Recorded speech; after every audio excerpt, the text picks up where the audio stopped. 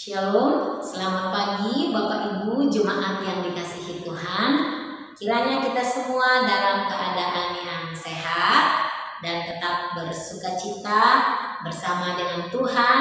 Kita boleh menjalani di sepanjang hari-hari kita. Mari Bapak Ibu, sebelum kita beraktivitas, kita mau merenungkan akan firman Tuhan. Sebelumnya kita berdoa, kita bersekutu di dalam doa. Terima kasih Tuhan Yesus untuk hari yang baru yang Tuhan anugerahkan bagi kami pagi hari ini. Terima kasih untuk nafas hidup yang Engkau berikan, kesehatan, kekuatan yang Tuhan anugerahkan.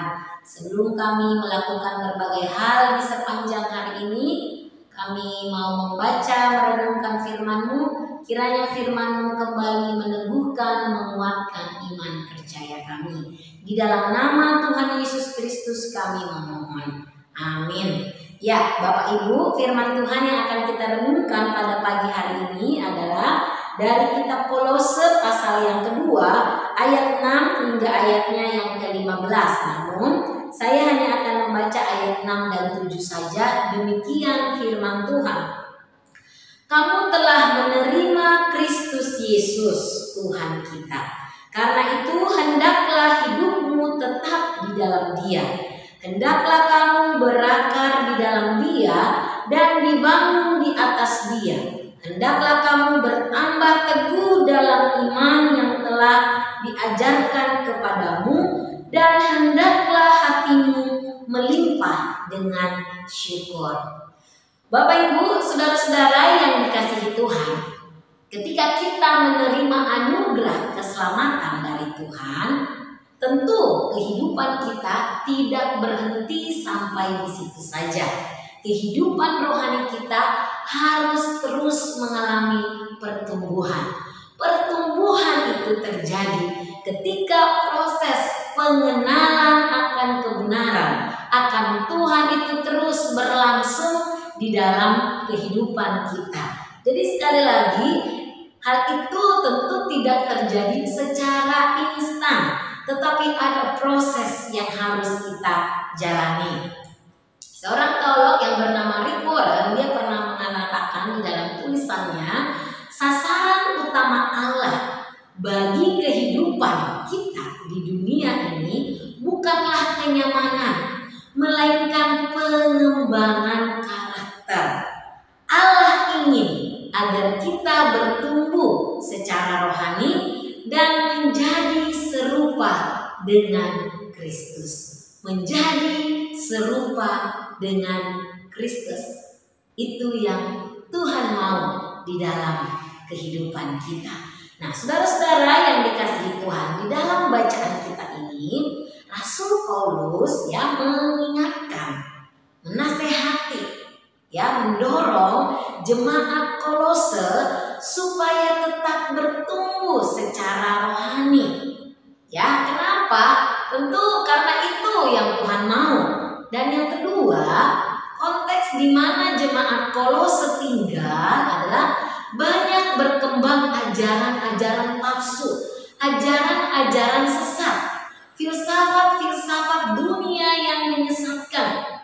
Ada kepercayaan kepada roh-roh dan hal-hal yang mistik serta ritual-ritual yang tidak benar yang bisa membuat mereka tidak bertumbuh atau bisa menggeser akan iman mereka kepada Kristus. Nah, dalam hal ini Rasul Paulus mendorong, mengingatkan mereka supaya iman mereka terus bertumbuh kepada Tuhan, supaya mereka tidak ikut-ikutan dengan hal-hal atau terperdaya dengan hal-hal yang berkembang di sekitar mereka. Nah, dasar untuk terus mengalami pertumbuhan, Rasul Paulus mengingatkan adalah mereka harus betul-betul tetap di dalam Tuhan. Ketika menerima Kristus Yesus itu harus sungguh-sungguh dan tetap di dalam Dia.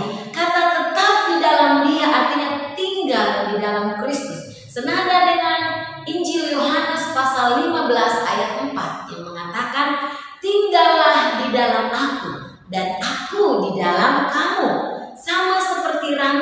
tidak dapat berbuah dari dirinya sendiri kalau ia tidak tinggal pada pokok anggur. Demikian juga kamu tidak berbuah jikalau kamu tidak tinggal di dalam aku. Jadi harus tinggal di dalam Tuhan, tetap di dalam Tuhan, sehingga pertumbuhan rohani itu akan terus terjadi. Dengan apa? Tentu saudara-saudara adalah dengan saat teduh kita tiap-tiap hari bersama dengan Tuhan di dalam pembacaan firman Tuhan.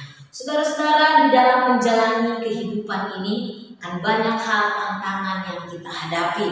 Apalagi dengan kita hidup di era digital ini, banyak informasi-informasi, banyak pengajaran-pengajaran yang sepertinya, yang kelihatannya enak didengar, tetapi belum tentu itu adalah kebenaran yang sesuai dengan firman Tuhan.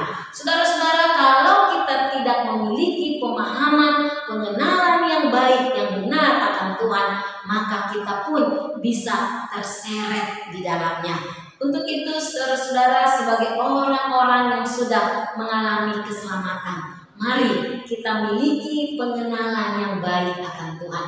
Tetap di dalam Tuhan, tinggal di dalam Tuhan. Mari kita baca firman Tuhan tiap-tiap hari, sehingga pengenalan kita akan Tuhan terus berlangsung. Kita mengalami pertumbuhan di dalam kehidupan kita, sehingga ketika ada masalah, ketika ada pergumulan, ketika ada keraguan, kekhawatiran, kita akan tetap tinggal di dalam kebenaran Injil Yesus Kristus.